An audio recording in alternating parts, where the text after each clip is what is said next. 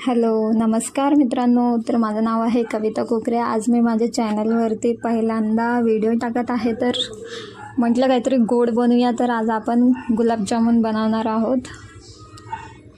चितळेचं गुलाबजामुनचं packet आहे हे 400 ग्राम. याला आपल्याला कोमट दुधामध्ये कणिक तिंबून घ्यायचं आहे, एकदम सॉफ्ट. कणिक तिंबल्यानंतर आपल्याला त्याचे गोळे करायचे आहेत गुलाबजामुनसाठी. एका साईडला आपण गॅसवरती ऑइल ठेवूया, स्लो गॅसवर. एका साईडला पाकेची तयारी करूया. गुलाबजामचे गोळे ऑइलमध्ये एकदम ब्राऊन होईपर्यंत फ्राय करायचे आहेत. सगळे गुलाबजाम फ्राय झाल्यानंतर आपल्याला पाक तयार झाली असेल तर पाकेमध्ये टाकायचे आहेत. तुम्ही बघू शकता आता गुलाबजाम तयार झालेले आहेत. तुम्हाला कसं वाटतं कमेंटमध्ये सांगा. आणि हा माझा पहिलाच व्हिडिओ असल्यामुळे लाईक, शेअर आणि सबस्क्राईब करा चॅनलला.